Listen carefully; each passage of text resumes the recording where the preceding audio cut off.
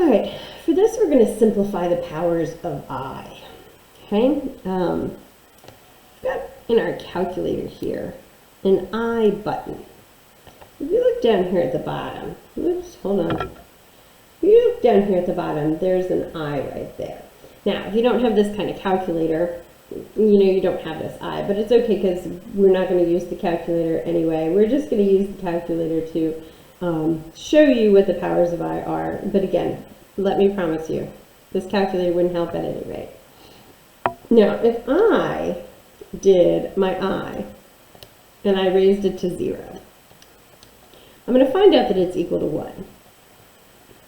Okay? And now I'm just going to keep going with my powers of I. I'm going to raise it to 1. So I raised to the 1 is equal to I. Then I'm going to raise it to 2. I squared. Ooh, we already know that one. I squared is equal to negative 1. And then let's do I cubed. It's going to equal negative I. All right, now let's take a look at this little rotation here, because this is going to mean something to us in a little bit. I to the 0. Well, anything raised to the 0 is equal to 1. So I raised to the 0 isn't anything different. It's raised to the 1.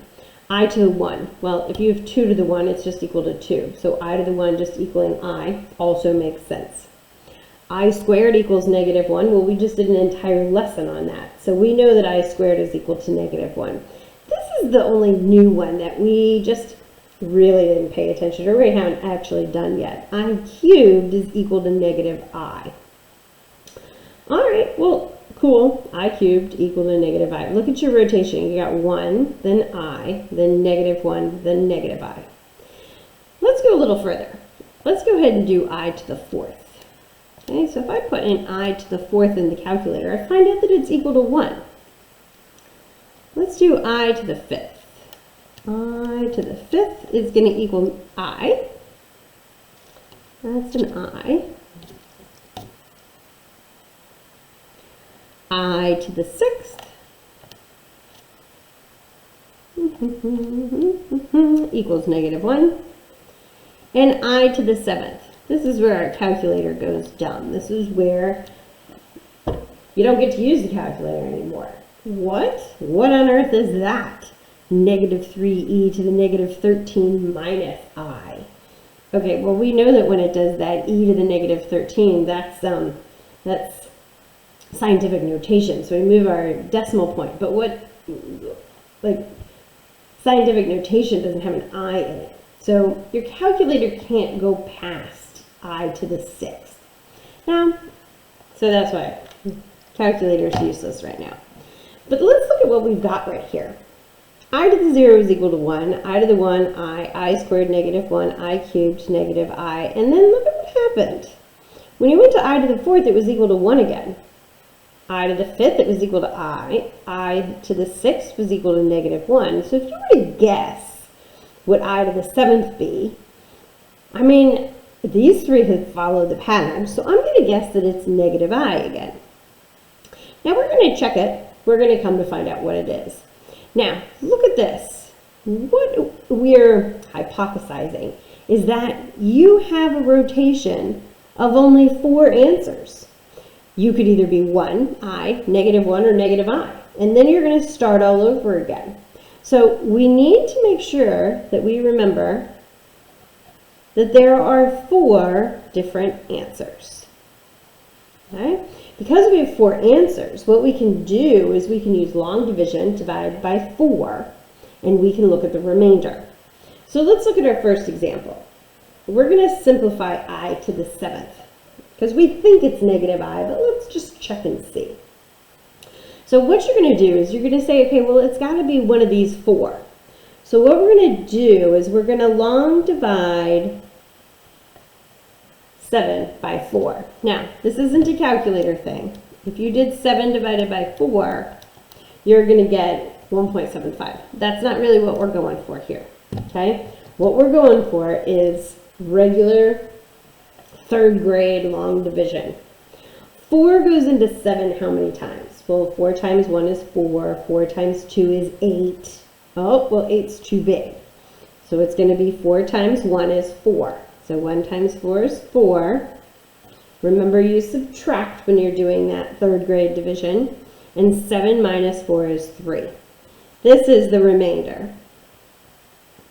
Well, the remainder is what we care about, okay? It means that I to the 7th is the same as I to the 3rd.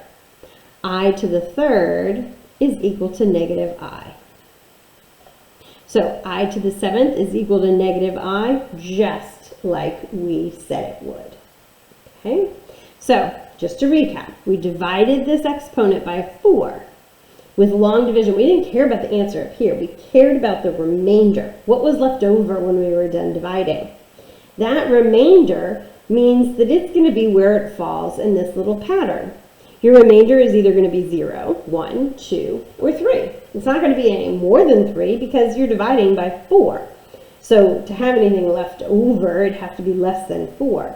So once you get that remainder, you're going to have your answer. 1, I, negative 1, negative I, it'll all be there.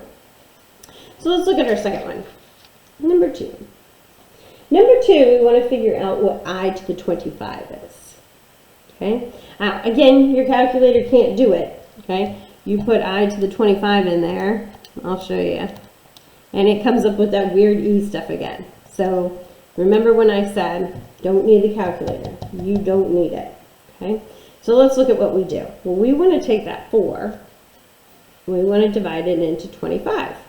Well, 4 doesn't go into 2, but 4 goes into 25. Let's see. 4 times 5 is 20. 4 times 6 is 24. 4 times 7 is 28. So 28 is too high. So we're going to do 4 times 6. Is it 24? Subtract those, you end up with 1, which is your remainder. Which means I to the 25 is the same as I to the 1. And if we look up here, I to the 1 is equal to I. So I to the 25 is just equal to I. I to the 7 is equal to negative I. Let's do another one. Let's do number 3. Number 3, we're going to do I to the 64. Okay? If you want to hit pause and give it a try, you certainly can. So 4 goes into 64. Well, 4 can go into a 6 one time. 4 take away 6 is 2. Pull down your 4. Okay? So, I didn't say 4 goes into 64 how many times, although you could. I said 4 goes into 6 one time.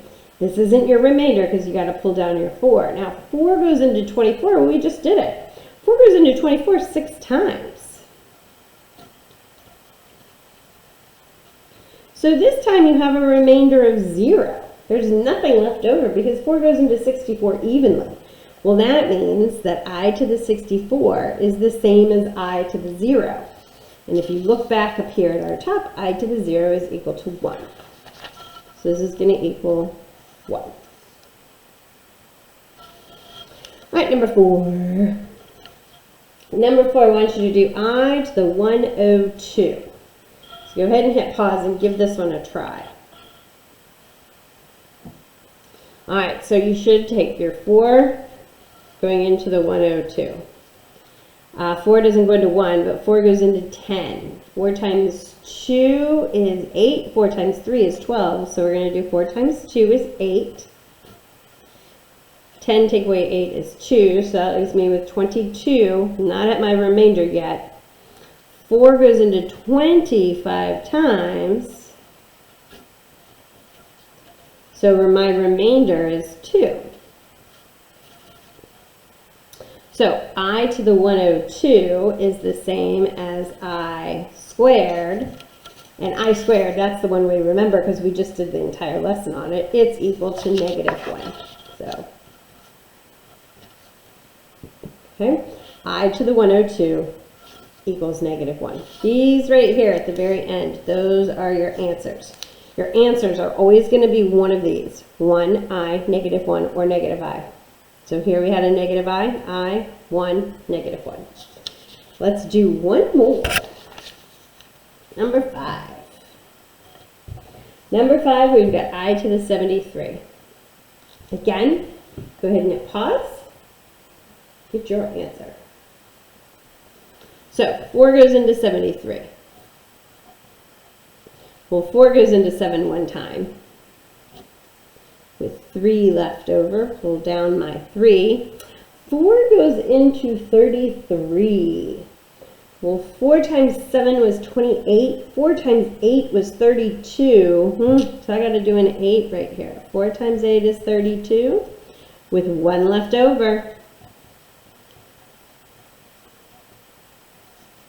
So that means that the remainder was 1. So I to the 73 is the same as I to the 1. And I to the 1 is just equal to I. So you need to make sure that you have this written down. Okay? You need these 4. I to the 0 equals 1. I to the 1 equals I squared equals -1. And I cubed equals -I. These are the ones you have to make sure you know. If you know these 4, then when you divide by 4, you can get all the rest of the answers. All right, you're now ready for the last quiz of the 9 weeks. Next week, we will have our review, and then we'll have our final test. All right, have a great day.